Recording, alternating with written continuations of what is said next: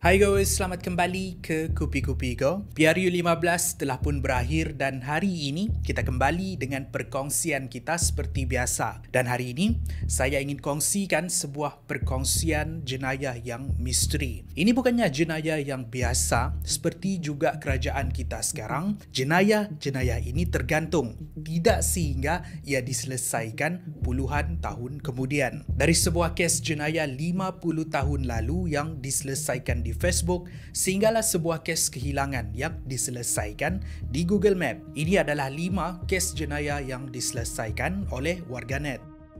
5. Kes 50 tahun yang diselesaikan di Facebook. Ini ialah sebuah kes yang berlaku pada tahun 1968 melibatkan sebuah kes langgar lari seorang kanak-kanak perempuan yang bernama Carolee Sadie Ashby. Carolee yang baru berumur 4 tahun berjalan di sisi ibunya di dalam perjalanan membeli kelengkapan menyambut Halloween. Tiba-tiba, sebuah kenderaan yang dipandu oleh seorang pemandu mabuk merempuh dia menyebabkan Carolee meninggal dunia. Setelah menyedari melanggar seorang kanak-kanak, pemandu tadi memecut pergi mengklasifikasikan kes ini sebagai kes langgar lari. Pihak polis kemudian melancarkan pemburuan tetapi usaha mereka gagal menyebabkan kes ini tergantung. Beberapa puluh tahun kemudian, salah seorang pegawai polis yang menyiasat kes tersebut dikenali sebagai Russ Johnson bersara. Tapi dia merasa tidak puas hati sebab tidak dapat menyelesaikan kes tersebut. Ini membuatkan Johnson menjalankan siasatan dia sendiri dengan bantuan internet. Dia kemudian memuat naik artikel kes ini di laman Facebooknya dan ia mendapat perhatian warganet. Sehinggalah dia menerima pesanan dari seorang wanita yang dahulu bekerja di salah sebuah kedai berdekatan dengan tempat kejadian. Wanita ini menceritakan yang beberapa hari selepas kejadian langgar lari berlaku, seorang lelaki dikenali sebagai Douglas Parkhurst mengarahkan dia untuk memberikan alibi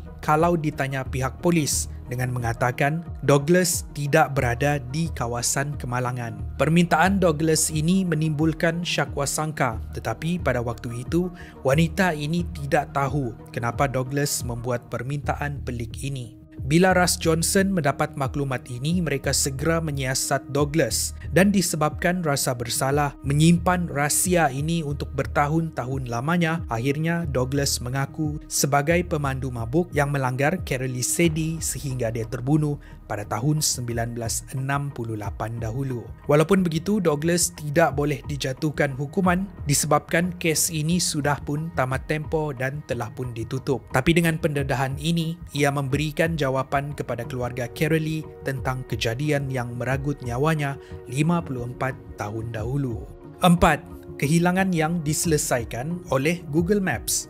Ini adalah satu kehilangan yang diselesaikan secara tidak senaja. Pada tahun 1997, seorang lelaki dikenali sebagai William Earl Mott dilaporkan hilang selepas balik dari kelab malam. Walaupun pencarian dan siasatan dilakukan, mereka masih tidak menemui keberadaan William. 22 tahun berlalu, pada tahun 2019, Barry Fair ialah penghuni di kawasan perumahan Grand Isles Residence, Florida. Selama dia tinggal di rumah tersebut, tiada kejadian ganjil berlaku. Tidak sehingga dia melihat Google Map kawasan belakang rumahnya. Dia dikejutkan dengan satu kenderaan yang dilihat tenggelam di dalam sungai yang terletak di belakang rumah. Pelik, sebab selama ini kalaupun dia berdiri di pinggir sungai, dia tidak melihat sebarang kenderaan. Menyangka yang itu adalah satu kesilapan, dia meminta jiran untuk menerbangkan drone dan memang betul ada sebuah kenderaan yang tenggelam di situ. Mereka kemudian melaporkan kejadian ini kepada pihak polis,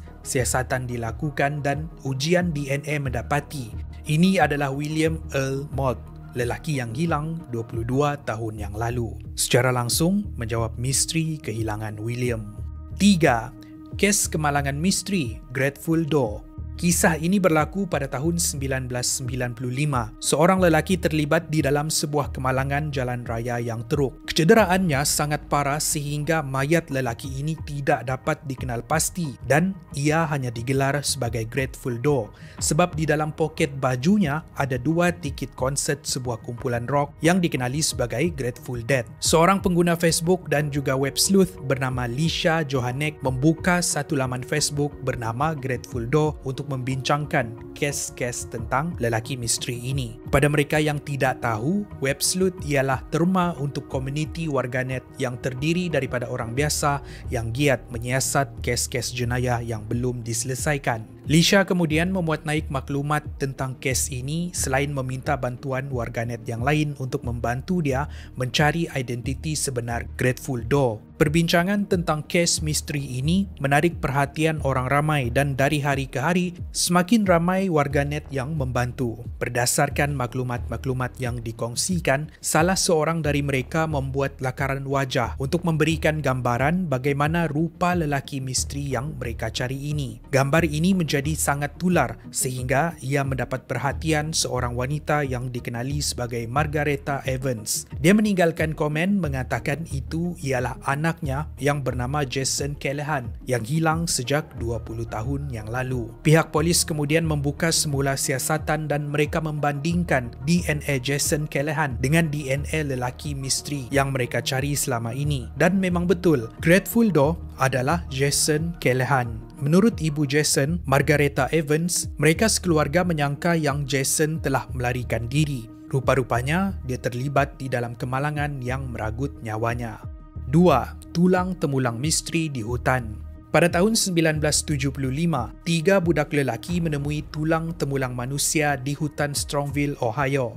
Mereka kemudian melaporkan ini kepada pihak polis dan pihak polis mengesahkan yang punca kematian ialah ditembak. Selain daripada itu, pihak polis mendapati yang tulang ini milik seorang wanita yang berbangsa kulit putih, tetapi identiti tidak dapat dikenal pasti. 40 tahun kemudian, kes ini menarik perhatian seorang web sleuth bernama Christina Sketz yang cuba untuk menyiasat identiti sebenar pemilik tulang tersebut. Dia meminta bantuan warganet dengan memuat naik semua penemuannya di reddit.com. Maklumat ini termasuklah bentuk tengkorak. Dengan menggunakan maklumat yang diberikan, seorang lagi web sleuth bernama Carl Koppelman berjaya mencipta lakaran wajah untuk memberikan gambaran bagaimana rupa gadis misteri ini. Mereka kemudian menularkan lakaran wajah gadis tadi sehinggalah berjaya menemui maklumat tentang Linda Pagano, gadis yang hilang setahun sebelum tulang temulang ini ditemui. Siasatan dibuka semula dan ujian DNA dijalankan. Dan memang betul, tulang temulang yang ditemui pada tahun 1975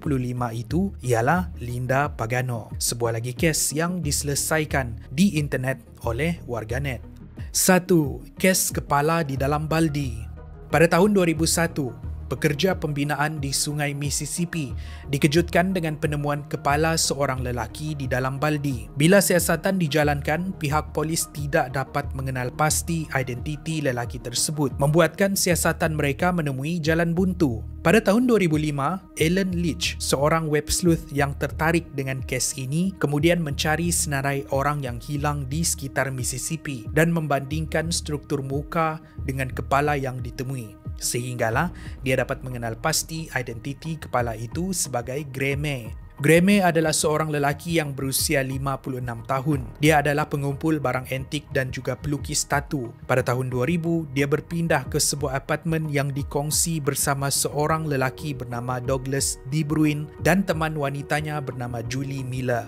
Gray telah dilaporkan hilang dan barang antik miliknya yang disimpan di rumah tersebut dijual. Ada yang diberikan kepada museum. Di sinilah rakan-rakan Gray mula curiga dengan pasangan ini. Mereka tahu Gray tidak akan menjual barang-barang yang di dalam simpanannya. Siasatan akhirnya mendedahkan dua pasangan ini telah membunuh Gray dan membuang kepalanya di Sungai Mississippi. Douglas kemudian dijatuhkan hukuman penjara seumur hidup. Itu adalah kisah terakhir kita tentang kes jenayah yang diselesaikan oleh warganet.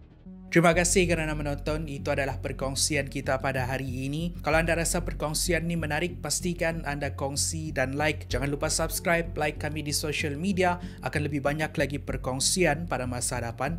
Saya jumpa anda di episod yang seterusnya. Kupi-Kupi Go, menarik setiap hari.